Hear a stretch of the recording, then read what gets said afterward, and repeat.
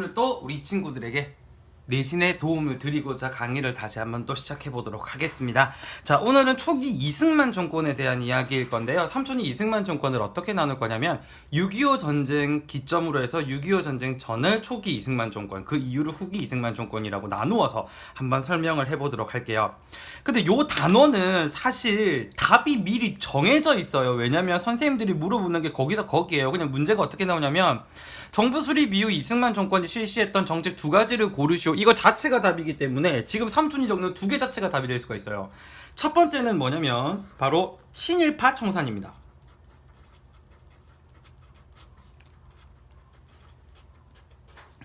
두 번째는 뭐냐면 바로 농지개혁법이에요.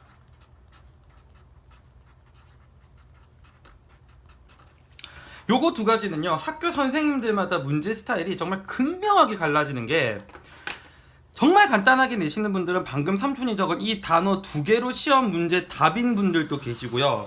조금 깊이 가르치시는 분들은 정말 딥하게 들어가시기 때문에 일단 설명은 딥하게 들어갈 거지만 이거 두 가지 자체가 답이 그냥 답으로만 나올 수 있는 확률도 있다는 거 여러분들 감안해 놓고 한번 시작하도록 하겠습니다.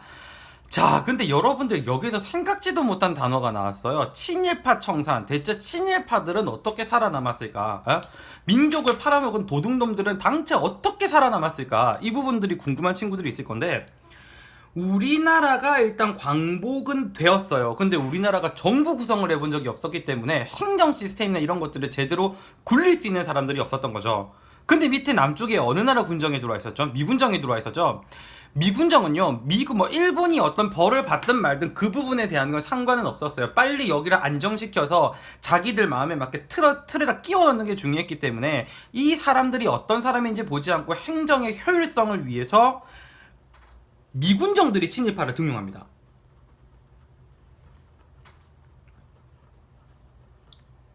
그러면서 얘네들이 주로 어디에 앉게 되냐면요, 공무원이나 경찰에 들어가서 친일파들이 요직을 그대로 꿰차고 앉아있어요. 그러면 지금 나라를 굴리는 거는 민족 지도자들이 있으시긴 하지만 누구들이 들어가 있을 확률이 높다. 친일파들이 들어가 있을 확률이 높은 거죠. 이제 그거 자체가 굉장히 큰 문제점이 돼버리는 겁니다. 근데 당시 분위기에서 국민들이 친일파들이 이렇게 득세하는 걸 바랄까요? 당연히 안 바라겠죠. 그래서 이 친일파 청산법이 시행하게 되는 가장 큰 이유 중에 하나가 뭐냐면, 자, 배경부터 먼저 보면 대부분의 국민들이 욕을 합니다.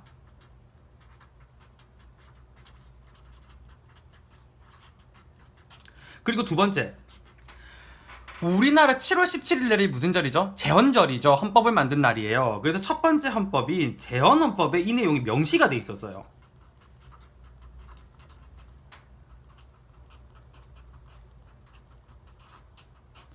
그러면 이렇게 되어 있었으면 얘네들을 안 잡을 수가 없어요. 그래서 이승만 정권은 얘네들을 때려잡기 위한 특별법을 만드는데, 그 특별법 이름이 뭐냐면요, 우리 민족에 반대되는 행위들에 대한 처벌법이다라고 이야기해서, 반대된다는 뜻이에요. 반민족, 우리 민족에 반대되게 뭐를 한 행위를 한 사람들을 뭐 하기 위한,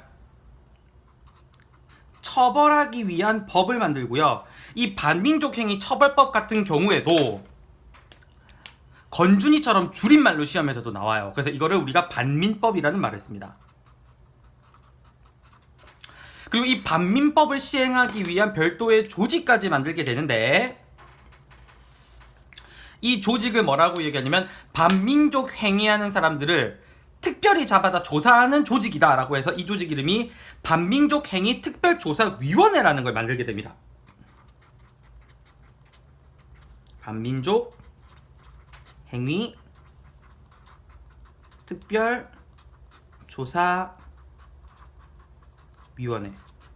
그럼 이것도 줄임말로 나올까요? 안 나올까요? 예, 이것도 줄임말로 많이 써요. 이거를 줄이면 뭐라고 우리가 보통 표기를 하냐면 반민특위라는 말을 씁니다.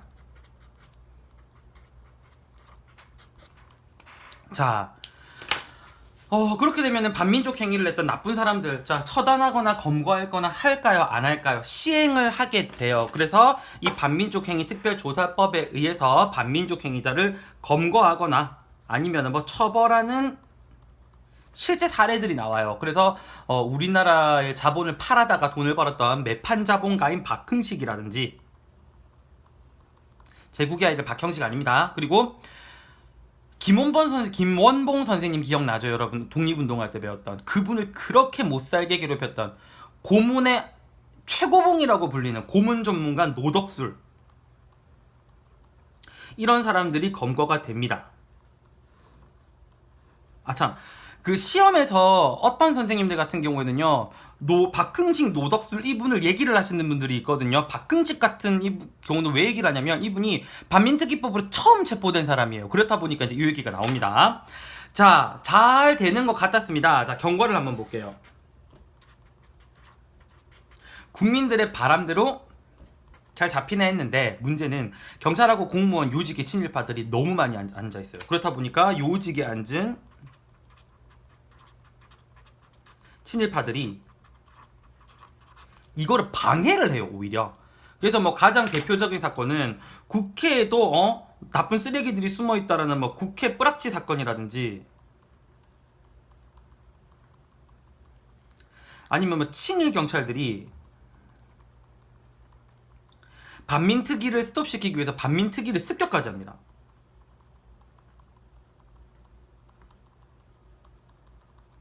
그러니까 이거 제대로 되지도 않을 뿐더러 더 골 때리는 건 뭐냐면요, 지금 대통령 누구죠? 이승만이죠. 이승만, 이분 독립운동 하셨던 분이다, 그죠? 근데 정말 놀랍게도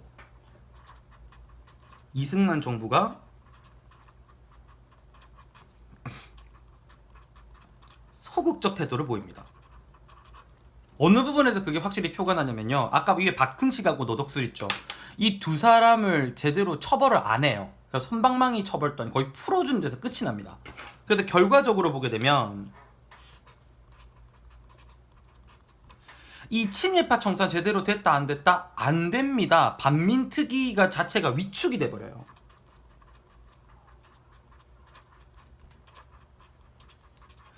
이 반민특위가 위축될 수밖에 없었던 가장 큰 이유가 뭐냐면, 국회 뿌락치 사건이나 친일 경찰이 반민특위를 습격한 거나 이런 사건들 때문에 조직이 흔들려버린 것도 있는데, 제일 문제는 이 반민특위가 운영될 수 있었던 기본법인 반민족행위 처벌법이 갖고 있던 공소시효 자체를 축소시켜버리기 때문에 이 사람들은 잡아들 명분이 사실 줄어들게 되는 거죠. 그리고 나중에 이 법 가지고 제일 중요한 부분이 이건데, 잡으라는 친일파들을 잡는 게 아니고 이때 당시 정권에 반대되는 선상에 서 있었던 공산주의 제압에 이거를 사용하게 돼요.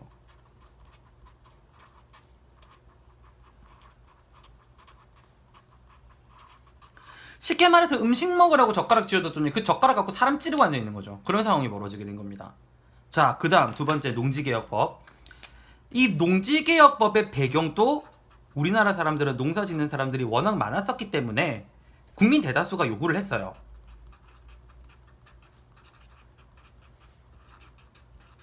또 뭐가 있었냐면, 북한에서 왜 정식위원회도 아니고 임시인민위원회에서 농지개혁했잖아요. 다 내놓으라! 다 가져가라! 그 개혁했잖아요.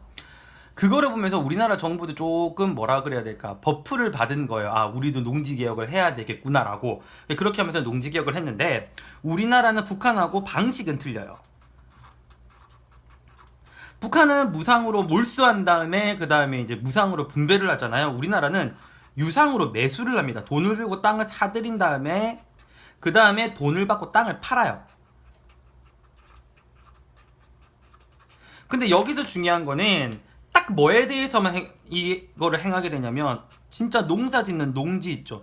농지에 대해서만 이거를 행해요. 그리고 기준이 있었는데, 가구당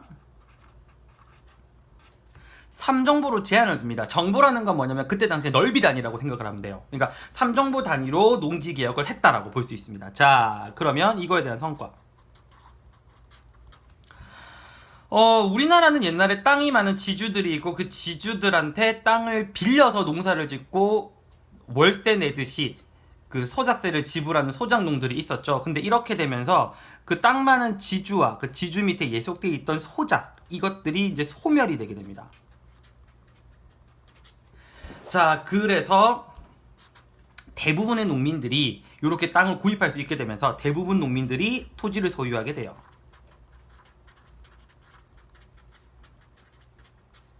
먹고 살 수 있는 바탕이 마련되었다라고 이야기를 할 수 있는 거죠. 근데 한 번씩 학교 선생님들 중에 요거를 조금 이제 표현을 잘 다듬어 주시는 선생님들께서는 경작을 짓는 사람이 땅을 가지고 있는 원칙이다라는 말을 이거를 쓰세요. 그래서 경작을 짓는 사람, 경작을 짓는 사람이 땅을 가지고 있다. 유전. 발전자입니다. 경작 유전의 원칙이 만들어지게 되는 거죠. 그러니까 이른바 사람들이 먹고 살 수 있는 근간이 만들어졌는데 문제는 이것도 한계가 있습니다. 우리가 지금 이 시대에 땅을 갖고 있는 사람들의 대부분이 어떤 사람들이겠어요?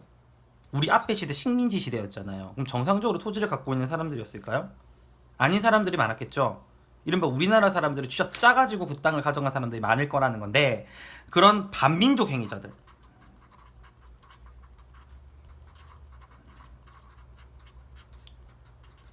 이런 사람들의 토지 몰수를 못합니다.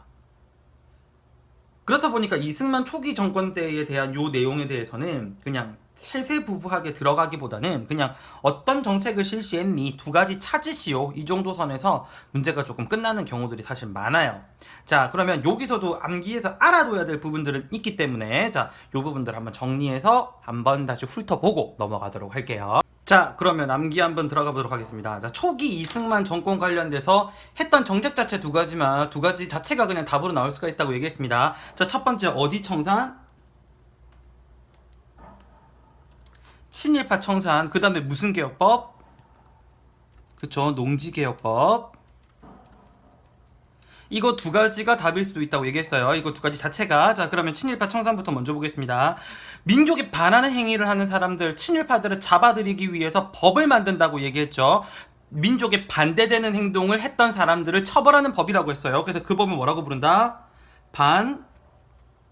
반민족 행위 처벌법 이라고 얘기했고, 이 법을 집행하기 위해서 특별조사위원회를 만든다고 얘기했어요. 그래서 이거를 우리가 무슨 특별조사위원회라고 부른다? 반민족행위 특별조사위원회라고 부른다고 했습니다.